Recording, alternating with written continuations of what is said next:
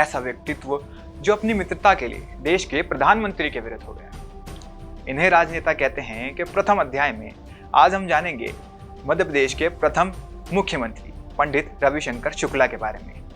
पंडित रविशंकर शुक्ला का जन्म सागर जिले में 2 अगस्त 1877 में हुआ था। उस वक्त मध्य प्रदेश का यह क्षेत्र मध्य प्रांत के नाम से जाना जाता था और इस मध्य प्रांत में मध्य प्रदेश के साथ साथ छत्तीसगढ़ से लेकर हैदराबाद और नागपुर तक शामिल थे। और इसी मध्य प्रांत में पंडित शुक्ला ने अपनी पूरी पढ़ाई पूरी की। शुरुआती पढ़ाई इन्होंने राजनंद गांव से की थी, जिसके बाद आगे की पढ़ाई इन्होंने जबलपुर और नागपुर से पूरी। जबलपुर में इन्होंने अपनी इंटर्न की परीक्षा दी तो नागपुर में जाकर इन्होंने वकालत पूरी की। जिस दौरान पंडित शुक्ला वकालत की पढ़ाई कर रहे थे, इसी दौरान इन्होंने राजनीति में भी कदम रखे। इन्होंने कांग्रेस पार्टी का दामन थामा और स्वतंत्रता आंदोलनों में भाग लिया। इस दौरान धीरे धीरे देखते ही देखते पंडित शुक्ला का सियासी कद भी बढ़ने लगा और समय आया वह जब पहली धारा सभा के चुनाव हुए और मध्य प्रांत में पंडित शुक्ला को शिक्षा मंत्री नियुक्त किया गया। लेकिन कुछ समय बाद मध्य प्रांत के जो पहले प्रधानमंत्री थे डॉक्टर खरे, उन्होंने इस्तीफा दे दिया और उनके इस्तीफे के साथ ही पंडित रविशंकर शुक्ला मध्य प्रांत के प्रधानमंत्री नियुक्त हुए। जी हाँ, उस समय पर जितने भी जो प्रांत थे उनके मुखिया को प्रधानमंत्री कहा जाता था। फिर कुछ समय बाद देश आजाद हो गया, देश में संविधान भी लागू हो गया और मध्य प्रांत जो है वो मध्य प्रदेश में बदल गया। जितने भी प्रांत थे उन सभी के जो प्रधानमंत्री थे वो मुख्यमंत्रियों में बदल गए और मध्य प्रदेश के मुख्यमंत्री थे पंडित रविशंकर शुक्ला।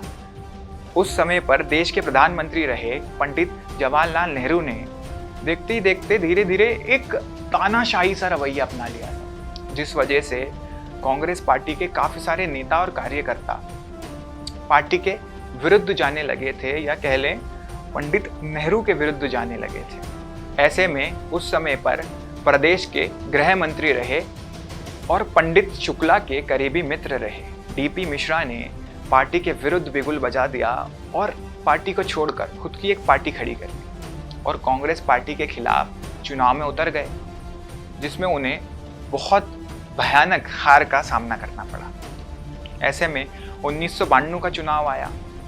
इस चुनाव में पंडित शुक्ला ने अपने मित्र डीपी मिश्रा को यह आश्वासन दिया था कि आप चुनाव लड़ो, चुनाव जीतो, मैं आपको पुनः कांग्रेस पार्टी में भी शामिल करूंगा और कैबिनेट में भी जगह दूंगा। अब इस बात की भनक जो है वो पंडित जवाहरलाल नेहरू को भी लग गई थी और इस वजह से जो है पंडित जवाहरलाल नेहरू ने रविशंकर शुक्ला के ऊपर भी अपनी निगाहें, नजरें गड़ाना शुरू कर दी और नाराजगी भी जताना शुरू कर दी। फिर समय आता है 1956 का। मध्य प्रदेश का भौगोलिक तौर पर फिर से पुनः गठन हुआ और पुनः सबकी सहमति के साथ पंडित रविशंकर शुक्ला को ही प्रदेश का मुख्यमंत्री चुना गया। अब क्योंकि पुनः सबकी सहमति के साथ पंडित रविशंकर शुक्ला को प्रदेश का मुख्यमंत्री चुना गया था, इसका मतलब ये नहीं था कि कांग्रेस पार्टी का आला कमान और पंडित जवाहरलाल नेहरू रविशंकर शुक्ला के खिलाफ अब नाराज, बल्कि प्रदेश में कुछ ही महीनों में जो है चुनाव होने जा रहे थे और पार्टी ने ये सोच रखा था कि उन चुनाव के जरिए सादगी के साथ जो है पंडित रविशंकर शुक्ला को दरकिनार कर दिया जाएगा पार्टी से। और इस चीज की भनक जो है वो पंडित रविशंकर शुक्ला को भी लग गई थी। उनको भी अब अपनी राजनीतिक विरासत की चिंताएं सताने लगी थी। उन्होंने ये मन बनाया था कि वो अपने बेटे को सांसद का चुनाव लड़वाएंगे और अपने मित्र डीपी मिश्रा को प्रदेश का अगला मुख्यमंत्री। फिर समय आता है दिसंबर 1956 का। 1957 में जो है प्रदेश में चुनाव होने जा रहे थे। ऐसे में क्योंकि चुनाव बेहद ही नजदीक आ चुके थे, पार्टी ने उम्मीदवारों की सूची बनाई थी और उस सूची में जो है सब कुछ जानने के बावजूद भी रविशंकर शुक्ला ने डीपी मिश्रा का नाम भी जोड़ा और उस सूची को दिल्ली भेज दिया। फिर समय आता है 30 दिसंबर 1956 का के साथ बैठक की जाती है और उस बैठक के जरिए उनको ये बता दिया जाता है कि वह जितने भी ख्याल देख रहे हैं उन सब ख्यालों को देखना बंद कर दें क्योंकि ना तो उनके बेटे को सांसद का टिकट दिया जाएगा, ना ही उनके मित्र डीपी मिश्रा को प्रदेश का अगला मुख्यमंत्री बनाया जाएगा। यहाँ तक कि उनके मित्र डीपी मिश्रा को विधायक का टिकट भी नहीं मिलने वाला है। इन सब चीज़ों का सदमा तो पंडित रविशंकर शुक्ला सहन कर सकते थे, लेकिन अंततः उन्हें यह भी बता दिया गया कि अब उनका राजनीतिक करियर भी जो है वो ख़त्म हो चुका है। अब उन्हें भी जो है चुनाव लड़ने की कोई ज़रूरत नहीं है।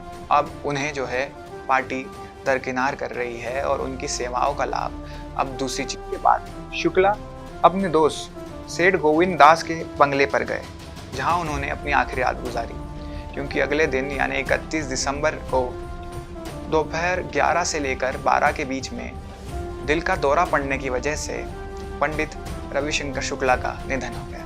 और उस 31 दिसंबर को न केवल साल का अंत हुआ, बल्कि मध्य प्रदेश के प्रथम मुख्यमंत्री के जीवन का भी अंत हुआ।